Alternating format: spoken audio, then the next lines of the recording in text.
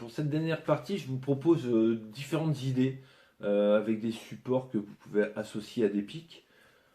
On a les bout tests. Donc personnellement, moi j'ai une adoration pour le travail de Sylvain et Maxime et ce qu'ils ont fait sur les bout tests, c'est juste génial. Donc penchez-vous sur Abyss et Labyrinthe.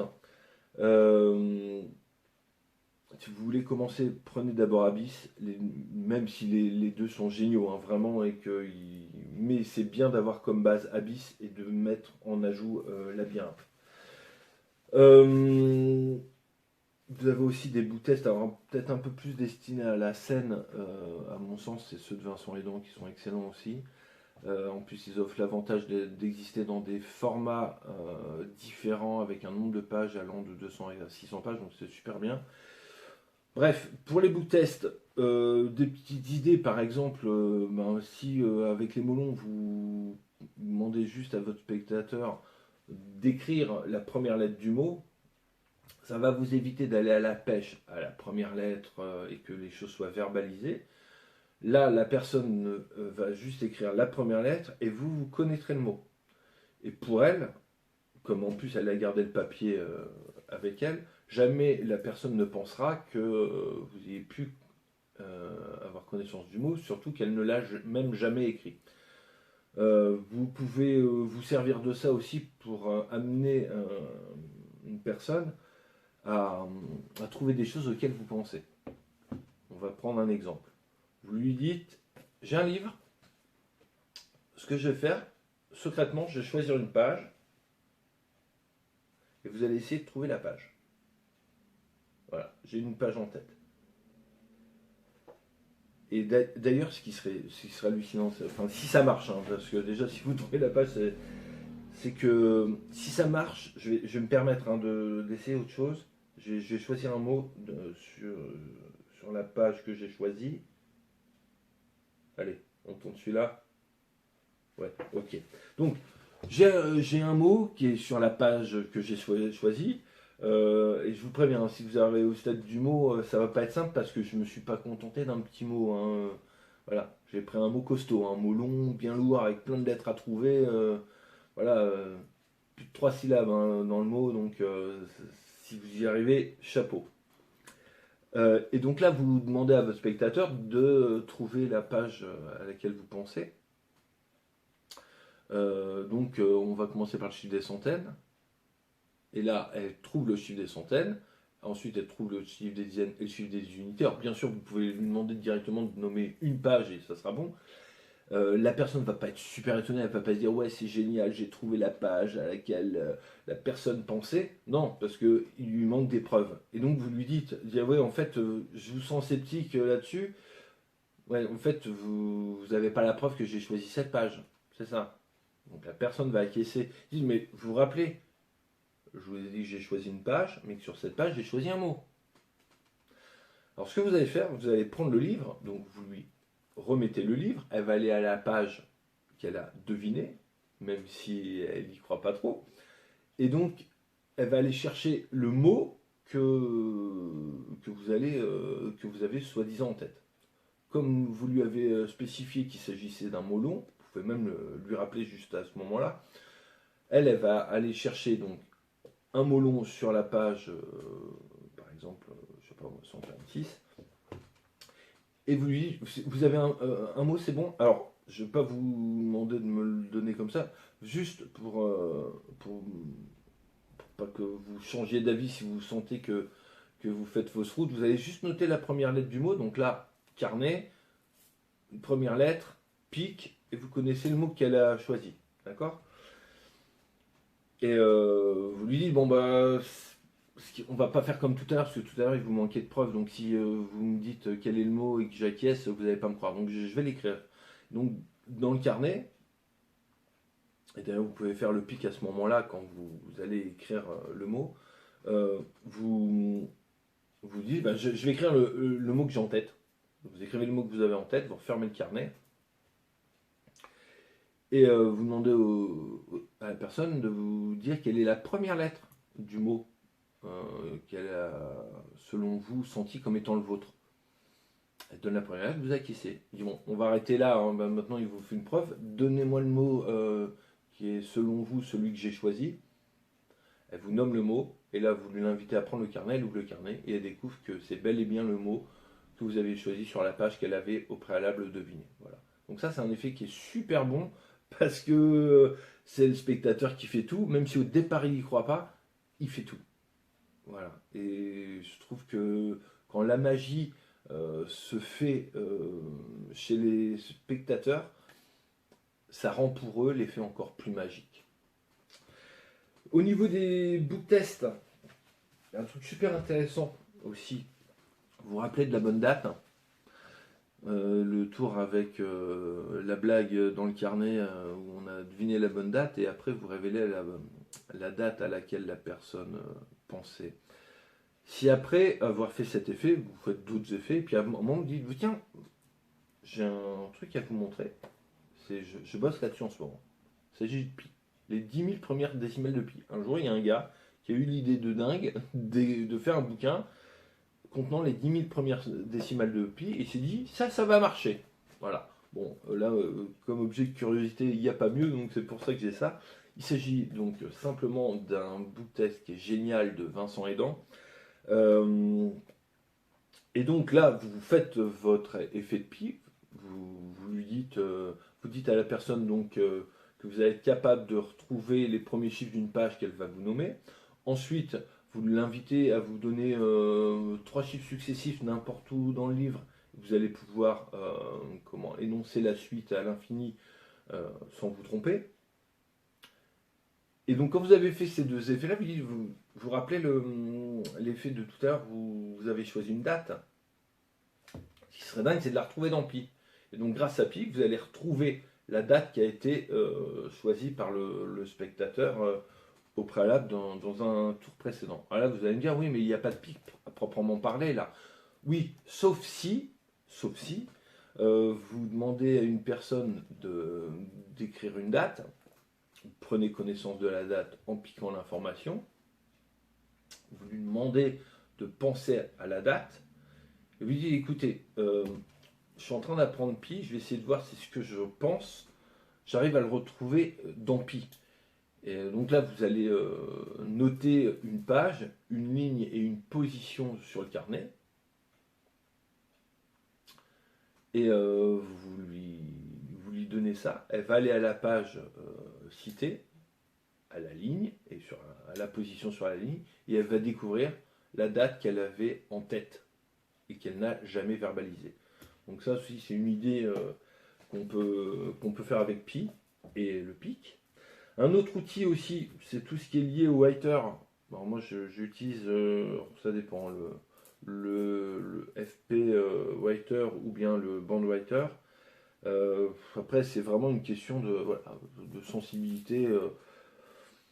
Vous avez certainement des outils qui vous conviennent bien sans que ce soit forcément cela. Ce qui compte, c'est d'avoir une bonne stabilité. Alors l'avantage du FP, c'est qu'il se chausse hyper facilement en poche, qu'il reste stable. Après, le bandwriter offre un plus grand confort pour l'écriture. Bref, je vous parle de ça par rapport à l'effet de la bonne date aussi qu'on va dévier. On peut faire l'effet de la bonne date avec la bonne heure, mais on peut aussi inviter une personne à deviner nos choix. Donc vous avez eu dans le PDF des pages d'horloges. Donc j'ai mis 2 horloges différentes, une avec toutes les heures et une où il y a seulement il y a 4 heures qui sont indiquées.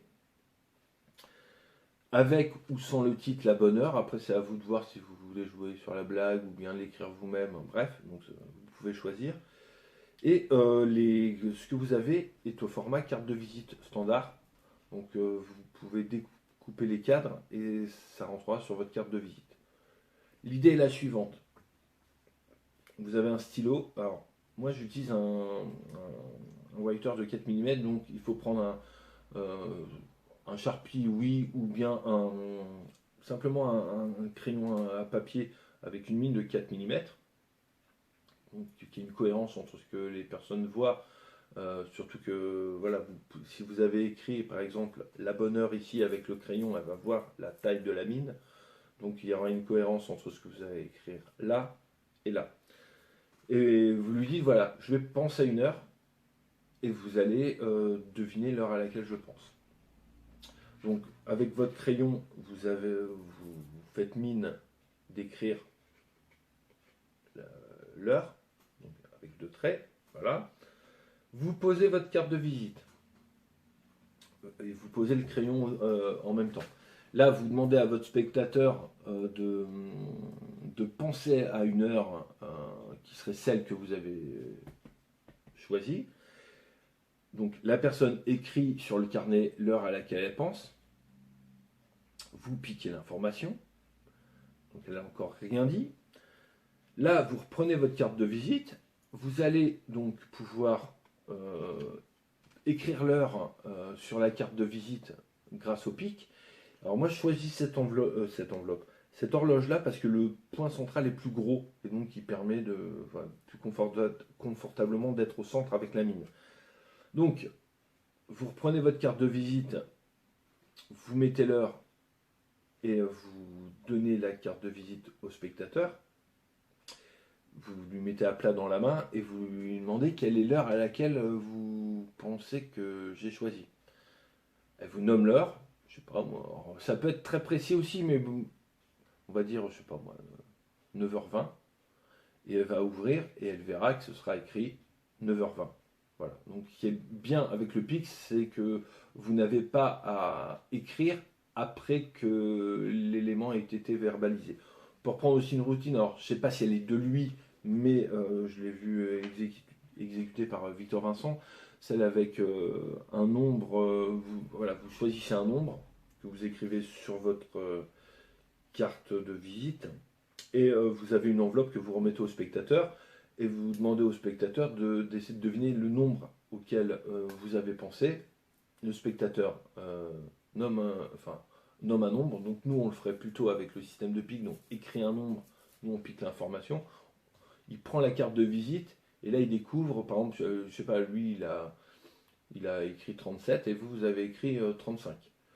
Donc ça ne correspond pas, mais c'est proche. Et à ce moment-là, il ouvre l'enveloppe et dans l'enveloppe, c'est écrit qu'il allait faire un choix, que son choix allait être à 2 unités du vôtre.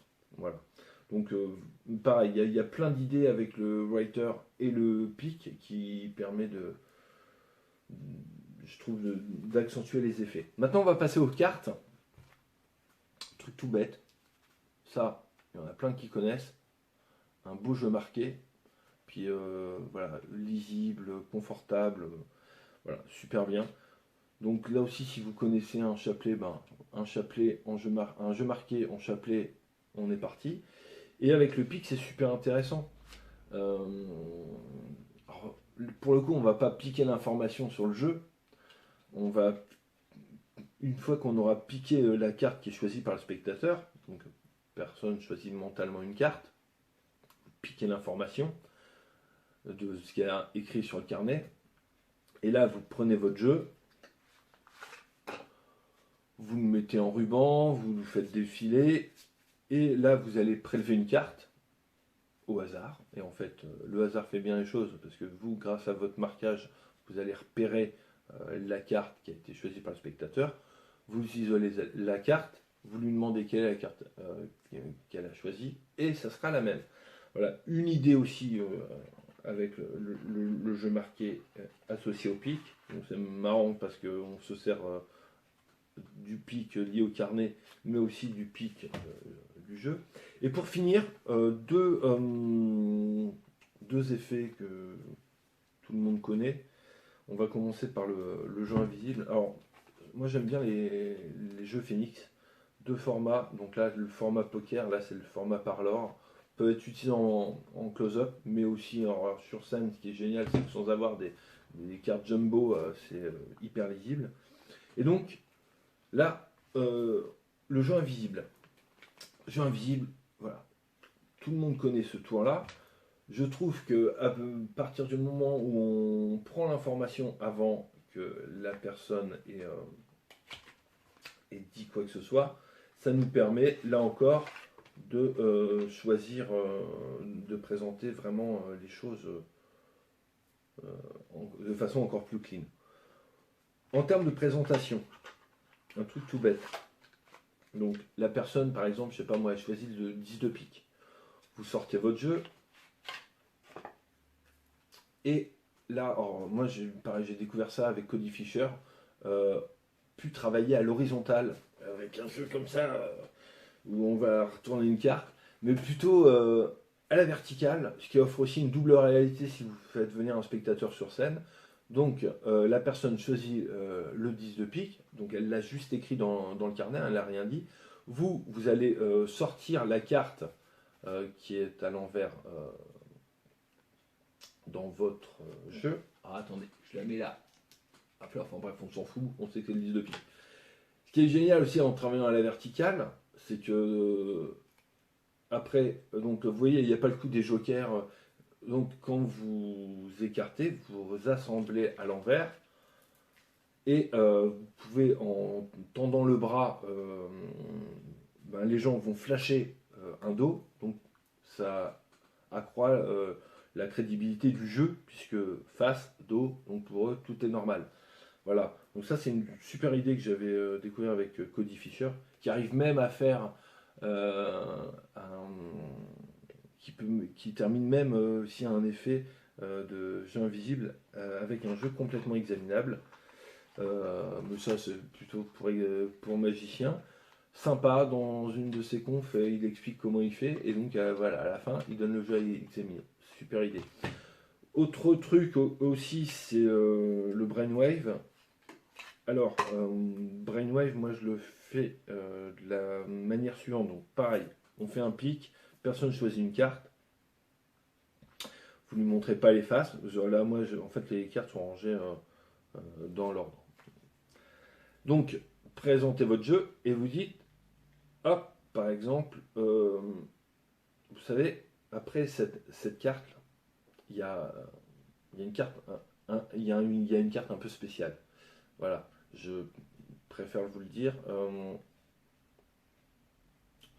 L'idéal, c'est que je vous montre donc après cette carte-là, j'ai une carte un peu particulière. C'est la carte, une carte bleue. Voilà. Donc, on repose le jeu. La personne nomme sa carte, mais vous pouvez directement sortir la carte, peu importe. La carte est sortie. La personne a pensé, je ne sais même plus ce que j'avais retourné, le 3 de trèfle, je crois. Voilà, et donc vous retournez la carte bleue et c'est le 3 de trèfle. Alors, pour faire ça, j'utilise un jeu double d'écœurage carte fine avec du Eurofin Fluid. Donc, derrière chaque carte, il y a son double. C'est mieux que je les mette dans le bon ordre. Et donc, vous pouvez présenter un jeu. Alors, attendez, je vous le remets du début. Comme ceci, on présente le jeu normalement, et derrière chaque carte, il y a son double. D'accord? Le double, donc la carte du dessous est à dos rouge, et celle du dessus est à dos bleu. Donc, quand vous avez pris l'information de la carte choisie par le spectateur, vous faites défiler vos cartes. Par exemple, elle choisit le 10 de carreau. Donc, vous dites à votre spectateur qu'après cette carte-là, il y a une carte un peu bizarre. Là, vous décalez la carte qui est face à vous sur votre gauche et vous séparez le jeu. Donc, ça va séparer l'autre 10 de carreau, qui est rouge. Et là, vous montrez la carte bleue. Donc, vous pouvez la sortir directement. Votre spectateur nomme la carte qu'il a en tête, et là, c'est la carte bleue. Voilà. Donc, une petite idée comme ça, avec le pic associé à d'autres supports. Désolé, parce que je sais que je suis super bavard, que je ne pense pas que vous ayez regardé toutes les vidéos d'un seul coup, ou bien à ce moment-là, c'est mieux d'être en vacances ou de poser des RTT. Mais il y aura encore plein de choses à dire sur les possibilités qu'offre le Direct au Pic. J'espère que vous allez vous éclater avec et qu'on va pouvoir échanger aussi sur les idées qui seront les vôtres. Et moi, je serai là vraiment pour répondre à vos questions. Donc n'hésitez pas. Merci pour tout et puis à très bientôt. Au revoir.